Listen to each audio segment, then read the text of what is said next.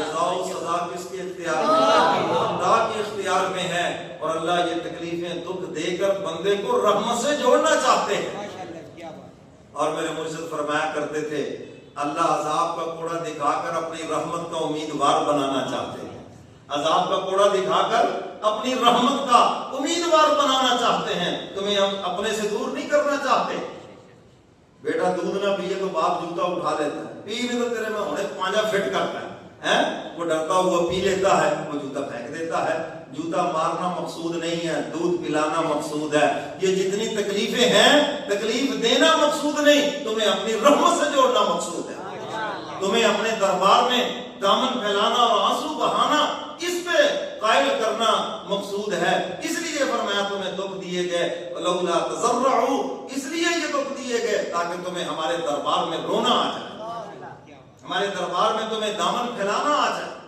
میرے محترم سامعین, خدا کے سامنے رونے والے تو گئے, اب تو دانت نکال, اب تو جنازے پر بھی دانت نکل رہے ہوتے ہیں, اب تو قبرستان میں بھی دانت نکل رہے ہوتے ہیں.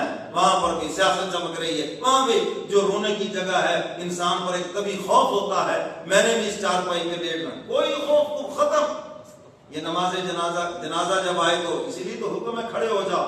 کیوں کھڑے ہو جاؤ؟ تاکہ تمہارے دل میں بھی یہ خوف پیدا ہو, میں نے بھی یار اسی طرح ایک دن جانا ہے, اپنا مرنا تمہیں یاد ہو جائے. مگر افسوس کہ وہاں بھی دانت نکل رہے ہیں, وہاں بھی کھڑے ہیں. تو خدا کے سامنے رونا بھول گئے ہم. بس آخر میں وہ بزرگ کا واقعہ سنا کے بات سمیٹتا ہوں. قرض لے لیا اور قرض لینے والے آ گئے, دو جی حضرت صاحب, ان کا بیٹھ جو دیتے ہیں, اور آ گیا سارے حج لے کے جائیں گے, چھوڑیں گے نہیں. اور ویسے بھی شریف بندہ جو ہے وہ تو بھاگ بھی نہیں سکتا کہیں. سب نے آ کے جکڑ لیا, حضرت صاحب دو, ہم تو انہیں کبھی اللہ مہربانی کرتے ہیں دیتے ہیں. اتنے میں ایک چھوٹا سا بچہ آ گیا چنے بیچنے والا, تو اس نے کہا جی چنے لینے ہیں. حضرت نے فرمایا چلو سب کو کھلا دو, جی یہاں بیٹھے ہیں, اب سب کو کھلا دو. نے کہا جی پیسے, انہوں نے کہا یہ بھی بیٹھے, تو بھی بیٹھ جا, جب آئیں گے تو ان کو دیں گے, تجھے بھی دے دیں گے. اب وہ بچہ رونے لگا, میری ماں تو مجھے گھر سے نکال دے گی, میری ماں تو مجھے روز اور قطار رونے لگا. جب وہ رویا تو کچھ دیر کے بعد حضرت کا کوئی مرید وہ حضرت کے لیے ہدیہ لے کر آیا, گفٹ لے کر آیا, اور اس نے لا کے گفٹ دیا. اس کو بڑا فائدہ ہوا. اس نے کہا چلو یار اللہ نے بڑی بہاریں لگائی ہیں, پہلے حضرت سے کہتا رہا حضرت دعا کریں, تو اب بہار آ گئی تو حضرت کو بھی کچھ دے کے آئے. مگر آج کل کے تو ماشاءاللہ بڑے اعلیٰ حضرت ہیں, دعائیں کرواتے ہیں. جی مولوی صاحب ریٹ بڑا تھلے, دعا کرو, مولوی صاحب مر گئے رڑ گئے, دعا کرو. اور کر کر کے دعائیں ہم تھک جاتے ہیں, جب خدا بہار دکھاتے ہیں پھر وہ ہمیں نظر ہی نہیں آتے. سمجھ آ رہی ہے بات؟ اللہ میاں کو بھی پتا ہے انہوں نے کرنا کیا ہے آگے, تو اللہ میاں ہم سے زیادہ سیانے ہیں. تو اس نے جب رونا دھونا شروع کیا تو آ گیا ہدیہ اتنا بڑا. حضرت نے سب کو پیسے دے دیے, قرض اتر گیا, اتنا بھی تھا اس کو بھی دے دیے, کچھ زیادہ بھی دے دیے. اور ساتھ ہی فرمانے لگے سارے مانگنے والے آئے تھے, بات پھنس گئی, ایک رونے والا آیا, سب کا کام بن گیا. ایک آیا رونے والا. حضور بیان فرما رہے تھے, ایک صحابی رونے لگے, بعض صحابہ منع, میں نہیں رونے دو. آج یہ جو خدا کے دربار میں روئے ہیں اس کی وجہ سے سب کا کام بن گیا. خدا نے سارے مجمع کی مغفرت کر دی. پوری دعا میں اگر ایک بھی کو رونے والا آ گیا, چاہے دعا کرانے والا رو پڑے, چاہے پیچھے آمین کہنے والا رو پڑے, کوئی بچہ بھی رو پڑے, کوئی خاتون رو پڑے, اور میں پورے مجمع میں رویا, ایک کا دعا سب کی قبول ہو گئی. کوئی ایک رونے والی شکل بنا گئی. اور ایک بزرگ نے کتنی خوبصورت بات کہی, اے انسان جب تک تو رونا جانتا تھا تیرے سارے ہی کام بنتے تھے. بچہ جب پیدا ہوتا ہے اب اس کو بولنا نہیں آتا, اپنی حاجت نہیں بتا سکتا.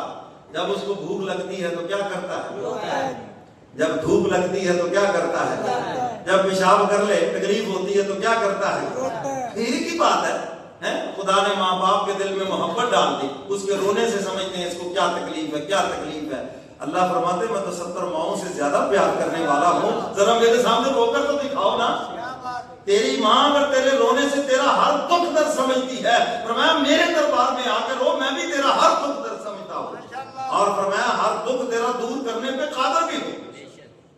تو وہ روتا تھا, سارے مسئلے حل ہوتے جا رہے تھے. ہو رہے تھے نہیں, کھیلنے کو بھی جی چاہتا تھا تو روتا تھا, باہر جانے کو جی چاہتا جی مجھے موٹر سائیکل پہ بٹھاؤ, جس بچے کو ذرا تھوڑا سا بیٹھنا آ جائے, جس کو ذرا موٹر سائیکل پہ بٹھاؤ, وہ موٹر سائیکل کا ہی ہو جاتا ہے. ہے جی، وہ اس کو بٹھاؤ جناب، اس کا جی چاہتا ہے وہ رونے لگا، آپ سمجھتے ہیں یار اس کا باہر گھومنے کو جی چاہ رہا ہے، تو اس اللہ والے نے کتنی خوبصورت بات کہی، اے انسان جب تک تو رونا جانتا تھا تیرے سارے کام ہوتے گئے، اور جب سے تو نے خدا کے سامنے رونا چھوڑا تیرے سارے کام اٹک گئے۔ تو میرے محترم سامعین، اللہ رب العزت اس دنیا کی زندگی میں سب کو آزماتے ہیں، سب کو۔ میں نے گفتگو کے شروع میں کہا تھا ایک تو آپ حضرات سے گزارش ہے ذرا جلدی آیا کریں، ٹھیک ہے نا جی، یہ باتیں بڑی قیمتی ہیں، آپ ان کو اگر دل میں جگہ دیں 8 دن کے بعد انشاءاللہ بہت کچھ لے کے جائیں گے۔ میں کوئی کسی کہانیاں یا کوئی ادھر ادھر کا وقت گزارنے والا مولوی نہیں ہوں، میری یہی کوشش ہوتی ہے کہ اللہ کی مخلوق کو اللہ کے ساتھ جوڑ دو۔ سمجھ آئیے بات کریں تو آپ آئیں گے تو انشاءاللہ دل میں کوئی نہ کوئی بات ضرور اترے گی۔ تو میرے محترم سامعین، میں نے شروع میں یہ بات عرض کی تھی کہ اللہ رب العزت اپنی رحمت سے جوڑنا چاہتے ہیں، کسی کو خوشیوں میں آزماتے ہیں، کسی کو دکھوں میں آزماتے ہیں، لیکن بات ایک ہی ہے کہ خدا کے ساتھ جڑ جاؤ۔